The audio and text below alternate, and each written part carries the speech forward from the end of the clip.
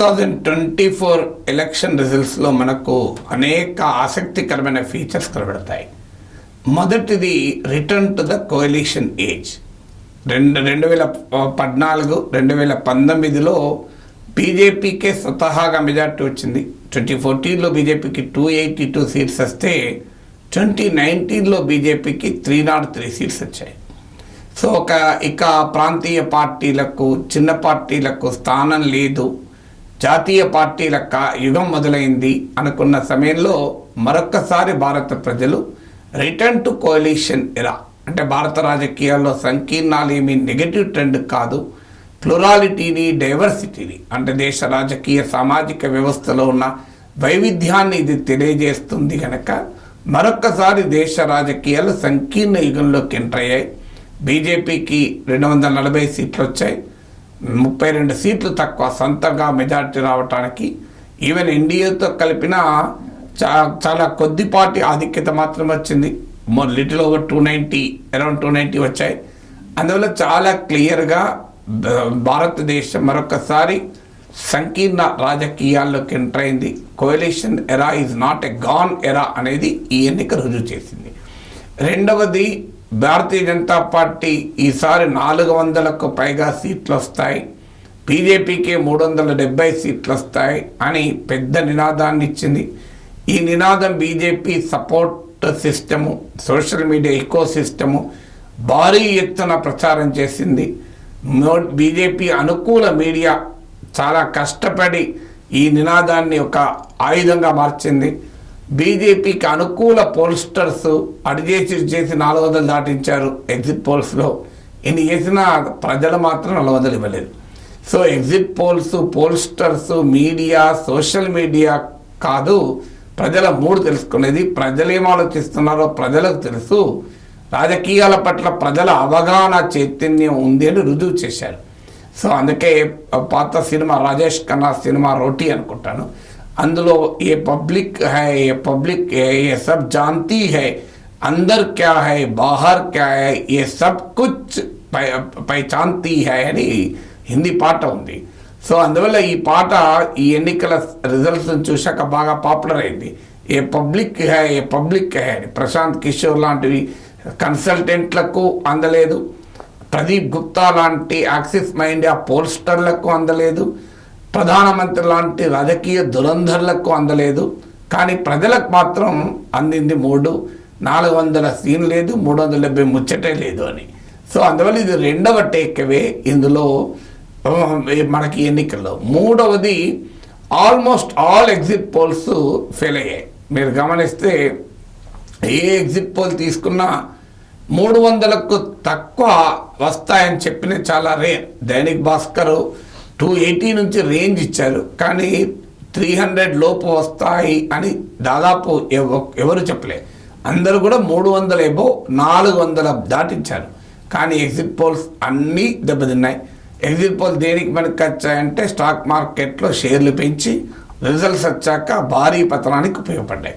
దాంతో అనుమానం వస్తున్న ఈ స్టాక్ మార్కెట్లో ఇంట్రెస్ట్ ఉన్న కంపెనీలు ఎగ్జిట్ పోల్స్ కంపెనీలు కూడా ఇన్వెస్ట్ చేస్తున్నారా, ఎగ్జిట్ పోల్స్ను మ్యానిపులేట్ చేయడం ద్వారా స్టాక్ మార్కెట్స్ను తలకాల్లో ప్రయోజనాలు పొందుతున్నారన్న అనుమానాలకు కూడా ఇప్పుడు మొదలయ్యాయి. ఇక నాలుగవది, కాంగ్రెస్ ముక్త భారత్ అన్న బీజేపీ నినాదం అడ్రస్ లేకుండా పోయింది. ఇప్పుడు కాంగ్రెస్ ముక్త భారత్ కాదు, కాంగ్రెస్ ఇక లేవదు, కాంగ్రెస్ ఇక మునిగిన నావా, కాంగ్రెస్ ఇక ఇక మునిగిన పడవ, అది చచ్చిపోయిన పాము, ఇట్లా ఎన్ని అనాల్లో అన్నారు. ఒక టీవీ ఇంటర్వ్యూలో ప్రైమ్ మినిస్టర్ మోడీని రాహుల్ గాంధీపై మాట్లాడమంటే కోనే రాహుల్ అన్నాడు. సో దేశానికి తెలిసిన రాహుల్ గాంధీ నరేంద్ర మోడీ తెలియదన్నట్టుగా మాట్లాడు కోనే రాహుల్ అని. కానీ ఆ రాహుల్ గాంధీ మోడీకి ఇప్పుడు కాక పెట్టించగలిగాడు. కాంగ్రెస్ పార్టీ దాదాపు డబుల్ అయింది, రెట్టింపైంది. సో 52 సీట్ల నుంచి 99 సీట్స్ కాంగ్రెస్ పెరిగింది. ఇండియా కూటమి 240 సీట్లు పెరిగింది. సో కాంగ్రెస్ తాను కాస్త రాజీపడి మిత్రపక్షాలతో కలుపుకోవడం వల్ల కాంగ్రెస్ లాభపడింది, మిత్రపక్షాలకు కూడా లాభపడ్డాయి. కాంగ్రెస్ రివైవల్ ప్రాసెస్ స్టార్ట్ అయింది అన్నదానికి ఎన్నిక ఉదాహరణ. ఎందుకంటే రాజస్థాన్ లాంటి స్టేట్ గత 2 సార్లు 25 బీజేపీ గెలుచుకుంది. అక్కడ లాస్ట్ అసెంబ్లీ ఎలక్షన్లో గెలిచిన 2018లో లోక్సభ ఎలక్షన్లో అన్ని సీట్లు బీజేపీ గెలిచింది. కానీ ఈసారి అసెంబ్లీ ఎన్నికల్లో ఓడిపోయినాక కూడా లోక్సభ ఎన్నికల్లో మిత్రపక్షాలతో కలిపి నియర్లీ హాఫ్ సీట్స్ 25లో 11 సీట్స్ గెలుచుకున్నారు. ఉత్తరప్రదేశ్లో సమాజ్వాదీ పార్టీతో కలిసి బీజేపీని భారీగా దెబ్బతీశారు. మహారాష్ట్రలో మిత్రపక్షాలతో కలిసి కాంగ్రెస్ బాగా దెబ్బతీసింది. అంటే బీజేపీకి బలమైన నార్త్ అండ్ వెస్ట్రన్ ఇండియాలో కాంగ్రెస్ పార్టీ రివైవ్ అయింది. ఈవెన్ గుజరాత్లో కూడా ఒక సీట్ గెలుచుకుంది. సో ఈ రివైవల్ అనేది సౌత్ ఇండియాలో బీజేపీ కాంగ్రెస్ పెరగడం పెద్ద గొప్ప ప్రత్యేకత కాదు. కానీ బీజేపీకి బలమన్న హిందీ రాష్ట్రాల్లో కాంగ్రెస్ పెరిగింది, ఇండియా కూటమి పెరిగింది. బీజేపీకి బలమైన యూపీ లాంటి రాష్ట్రాల్లో బీజేపీని దెబ్బతీయగలిగింది కాంగ్రెస్, దాని మిత్రపక్షాలు. సో ఇదొక కీలక పరిణామం, భవిష్యత్తు భారత రాజకీయాల్ని ఒక రకంగా షేప్ చేస్తుంది అని చెప్పాలి. అంటే కాంగ్రెస్ రివైవల్ స్టార్ట్ కావడమే కాదు, ఆ రివైవల్ హిందీ రాష్ట్రాల్లో స్టార్ట్ అయింది. అంటే పోయిన చోటే వెతుక్కోవడం అని చాలా ఆశ్చర్యకరంగా ఉంటుంది. రాహుల్ గాంధీ ఏం చేస్తాడో, ఎక్కడ పారిపోయాడు కేరళకు, ఇన్ని మాట్లాడినారు కదా. రాయబరేలీలో రాహుల్ గాంధీ తల్లి సోనియా గాంధీకి 2019లో వచ్చిన మెజారిటీ కన్నా ఎక్కువ ఓట్లు తెచ్చుకుని గెలిచాడు. వాయనాడ్లోనూ రాయబరేలీలోనూ 4 లక్షల ఓట్లతో గెలిచాడు. ఆఖరికి అమేథీలో తాను గతంలో ఓడిపోయిన సీట్లో రాహుల్ గాంధీ పిఏ పోటీ చేశాడని చెప్పి స్మృతి ఇరానీ మాట్లాడింది. రాహుల్ గాంధీని ఓడించాను, రాహుల్ గాంధీ పిఏని ఓడించలేనా అన్నారు. కానీ సోనియా కుటుంబ సన్నిహితులైన కిషోర్ లాల్ శర్మ స్మృతి ఇరానీని ఓడించగలిగాడు. అందువల్ల ఇదొక చాలా సిగ్నిఫికెంట్ క్యాంపెయిన్గా, మనకు సిగ్నిఫికెంట్ రిజల్ట్గా కనబడుతోంది. 5వది, మోడీ కమ్యూనల్ పిచ్ రాజకీయం పనిచేయలేదు. మీకు హిందూ ముస్లిం అనేది పని చేయలేదనటానికి చక్కటి ఉదాహరణలు ఉన్నాయి. అయోధ్య ఉన్న ఫైజాబాద్ లోక్సభ సీటు కూడా బీజేపీ ఓడిపోయింది. అంటే రాముల వారి కొలువున్న అయోధ్య సీటు ఓడిపోయింది. చిత్రకూట పర్వతంపై రాముల వారు నివసించారు, ఆ చిత్రకూట పర్వతం ఉన్న కాన్స్టిట్యున్సీ ఓడిపోయారు. సో ఇలా రాముల వారితో సంబంధం ఉన్నటువంటి ప్లేస్లో కూడా, అయోధ్యలో కూడా బీజేపీ ఓడిపోయింది. అలాగే హిందూ ముస్లిం అనే డివైడ్ క్యాంపెయిన్ మొదలుపెట్టింది రాజస్థాన్లో. ఆ రాజస్థాన్లో భారీగా దెబ్బతిన్నది. అందువల్ల కమ్యూనల్ పాలిటిక్స్ ఇండియాలో లైవ్లీహుడ్ ఇష్యూస్ ముందు ఓడిపోయాయి. అంటే ఉద్యోగాలు, జాబ్స్, ఇన్ఫ్లేషన్, ధరలు, ఆర్థికపరమైన అంశాలు, ఇలాంటి ఇష్యూస్ అనేది హిందూ ముస్లిం ఇష్యూస్ను డామినేట్ చేసి పెద్ద ఎత్తునటువంటి ఒక ప్రభావాన్ని చూపినటువంటి ఎన్నిక ఈ ఎన్నిక. సో ఇక 6వది, బీజేపీ తన సాంప్రదాయ క్షేత్రాల్లో కొంత నష్టం జరిగిన నార్త్ వెస్ట్, సౌత్ అండ్ ఈస్ట్లో ఆశించిన స్థాయిలో కన్నా కాస్త ఎక్కువనే ఎక్స్పాండ్ అయింది. మీకు కేరళలో ఒక సీట్ గెలుచుకున్నది, ఇది ఒక సిగ్నిఫికెంట్ డెవలప్మెంట్. కేరళలో చాలా ఏళ్ళుగా బీజేపీకి సీట్ లేవు. అలాంటిది కేరళలో ఎన్నడూ ఎంట్రీ లేని చోట ఎంట్రీ అయింది. ఒడిస్సాలో 24 ఏళ్ల నవీన్ పట్నాయక్ పాలనకు స్వస్తి పలికి ఎన్నికల్లో గెలవగలిగింది. సో కర్ణాటకలో కూడా తన ఆధిక్యతను నిలుపుకుంది. తెలంగాణలో కాంగ్రెస్తో సమానంగా 8 సీట్లు గెలుచుకుంది. ఆంధ్రప్రదేశ్లో ఒక రాష్ట్రంలో టీడీపీతో కలిసి అధికారంలోకి వచ్చింది, పార్లమెంట్ సీట్లు కూడా గెలుచుకుంది. అందువల్ల సౌత్లో బీజేపీ సిగ్నిఫికెంట్ ఎక్స్పాండ్ అయింది, ఈస్ట్లో సిగ్నిఫికెంట్గా ఎక్స్పాండ్ అయింది. ఒక ఫెయిల్యూర్ మాత్రం మీకు బెంగాల్లో కనబడుతుంది. బెంగాల్లో మాత్రం ఒక 6 సీట్లు కోల్పోయింది. లాస్ట్ టైం వచ్చిన 18 సీట్స్లో కూడా 6 సీట్స్ కోల్పోయింది. అందువల్ల ఈస్ట్ అండ్ సౌత్లో ఎక్సెప్ట్ బెంగాల్ అండ్ కొన్ని నార్త్ ఈస్టర్న్ స్టేట్స్ మినహా ఒక సిగ్నిఫికెంట్ ఇంప్రూవ్మెంట్. నార్త్ అండ్ వెస్ట్లో కాస్త దెబ్బ తగిలినప్పటికీ కూడా ఈ స్టేట్స్లో తన ఆధిక్యతను నిలబెట్టుకోగలిగింది భారతీయ జనతా పార్టీ.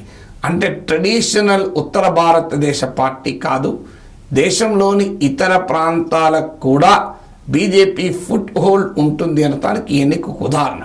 7వది, ఈ ఎన్నిక మొత్తం మోడీ చుట్టూ తిరిగింది. మోడీ గ్యారంటీలోనే అసలు బీజేపీ లేదు ఇక్కడ. సో మొదటిసారి బీజేపీ ఆర్గనైజేషను, కమ్యూనికేషను అంతా కూడా మోడీ చుట్టూ నడిచింది. Strategy Modi guarantee. కానీ మోడీ ఒక్కరి చుట్టూ జరిగితే ప్రజలు యాక్సెప్ట్ చేయరని 2014లో 2019లో మోడీకి ఉన్నటువంటి గ్లామర్ 2024లో లేదు అనేది ఇది క్లియర్గా రుజువు చేసింది. గ్రౌండ్ లెవెల్లో ఈవెన్ ఆర్ఎస్ఎస్ క్యాడర్లో కూడా అసంతృప్తి కనిపించింది. దాని ప్రభావం చాలా క్లియర్గా కనబడ్డది. మోడీ ఇమేజ్ తగ్గింది, రాహుల్ గాంధీ ఇమేజ్ గణనీయంగా పెరిగింది. సో ఈ ఎన్నికల్లో మోడీకి ఛాలెంజర్గా రాహుల్ గాంధీ మరింత గట్టిగా ఎస్టాబ్లిష్ అయ్యారు. బీజేపీకి ఛాలెంజర్గా కాంగ్రెస్ ఎస్టాబ్లిష్ అయింది. బీజేపీతో డైరెక్ట్ పోటీ ఉన్న చోట కాంగ్రెస్ పార్టీ గతంతో పోలిస్తే మెరుగైన విజయాలను సాధించింది. అందువల్ల మోడీకి రియల్ ఛాలెంజర్ పార్టీ రూపంలో, లీడర్ రూపంలో ఎమర్జ్ అవుతుంది అనటానికి ఈ ఎన్నిక ఒక ఉదాహరణ. BJP organisation, strategy, communication social మీడియాలో డామినేట్ చేస్తుంది.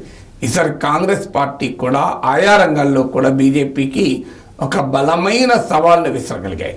అందువల్ల ఈ ఎన్నిక చాలా ఆసక్తికరమైన పాఠాలు నేర్పింది. 8వది మీకు రీజనల్ పార్టీస్ హవాపించింది. అందుకే మా బీజేపీకి అనివార్యంగా ఇవాళ జేడీయూ తెలుగుదేశం పైన ఆధారపడే పరిస్థితి.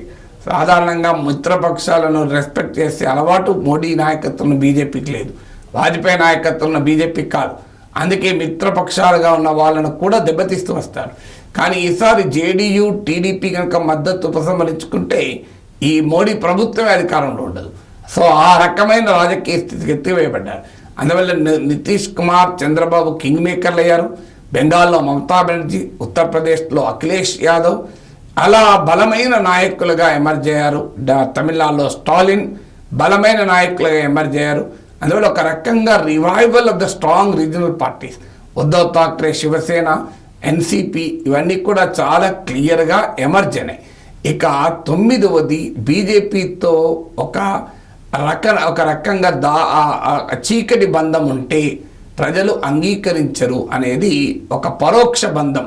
అది వ్యూహాత్మకమైన ఏదైనా అన్డిక్లేర్డ్ అలైస్ బీజేపీకి అందరూ దెబ్బతిన్నారు. మీకు బీజేడీ దెబ్బతిన్నది ఒరిస్సాలో, వైఎస్ఆర్ కాంగ్రెస్ దెబ్బతిన్నది ఆంధ్రప్రదేశ్లో, అలాగే మాయావతి భారీగా దెబ్బతిన్నది. వీళ్ళందరూ కూడా బీజేపీకి అన్డిక్లేర్డ్ అలైస్, అప్రకటిత మిత్రపక్షాలు. సో అప్రకటిత మైత్రి బీజేపీతో చేసిన వాళ్ళంతా కూడా క్లియర్గా ఈ ఎన్నికల్లో ఓడిపోయారు. 19 ఈ ఎన్నిక ఒక ట్రెండ్ను దెబ్బతీసింది. గతంలో ఉన్న ట్రెండ్ ఏంటంటే అసెంబ్లీ ఎన్నికలకు, లోక్సభ ఎన్నికలకు మధ్య ఏమిటి రిలేషను అని గతంలో ఉంటుంది. ఒడిస్సా ఒక ఎగ్జాంపుల్. అసెంబ్లీ ఎన్నికల్లో బీజేపీ బిజు జనతాదళ్ గెలిచేది, లోక్సభ ఎన్నికల్లో బీజేపీ గెలిచేది. ఇప్పుడు లోక్సభ ఎన్నికల్లోతో పాటు అసెంబ్లీ ఎన్నికల్లో కూడా బీజేపీయే గెలిచింది. మాకు ఇంకొక ఆసక్తికరమైన ట్రెండ్ మీకు కర్ణాటకలో, రాజస్థాన్లో కనబడుతుంది. ఇక్కడేమో అసెంబ్లీ ఎన్నికల్లో కాంగ్రెస్ గెలిచింది కర్ణాటకలో, లోక్సభ ఎన్నికల్లో బీజేపీ తన ఆధిక్యతను మొత్తం మీద నిలబెట్టుకుంది. రాజస్థాన్లో బీజేపీ గెలిచింది అసెంబ్లీ ఎన్నికల్లో, కానీ కాంగ్రెస్ మంచి ఇంప్రూవ్మెంట్ అయింది. సో ఇలా అసెంబ్లీ ఎన్నికలకు, లోక్సభ ఎన్నికలకు ప్రజలు ఎటు ఓటు వేస్తారన్నప్పుడు ఒడిస్సాలో ఒక రకమైన ట్రెండ్ కనబడ్డది, మీకు రాజస్థాన్, కర్ణాటకలో మరో రకమైన ట్రెండ్ కనబడ్డది. అంటే ఇండియాస్ పొలిటికల్ డైవర్సిటీ ఎలా ఉంటుంది అనేది మరొక్కసారి ప్రజలు చూపెట్టారు. అందువల్ల ఇక అహంకారంతో గనక వ్యవహరిస్తే ప్రజలు అంగీకరించడానికి ఉదాహరణ స్మృతి ఇరానీ లాంటి నాయకులు ఓడిపోయడం, జగన్మోహన్ రెడ్డి ఓడిపోయాడు, తనకు తిరుగు లేదు అనుకుంటే వైనాట్ 175 అంటే వైనాట్ 400 అన్న మోడీ ఓడిపోవడమే కాదు, మోడీ మెజారిటీ అమేథీలో రాహుల్ గాంధీ పిఏగా చెప్పబడ్డ వ్యక్తి మెజారిటీ కన్నా తక్కువ. అందువల్ల మోడీ మెజారిటీ కూడా భారీగా, ప్రధానమంత్రి మెజారిటీ భారీగా తగ్గింది. అందువల్ల ఎప్పుడు కూడా నాకు తిరుగులేదు అనుకుంటే యాక్సెప్ట్ చేయరు ప్రజలు పొలిటికల్ డైవర్సిటీని కోరుకుంటారు, పొలిటికల్ ప్లూరాలిటీని కోరుకుంటారు. దానికి ఎన్నిక ఉదాహరణ.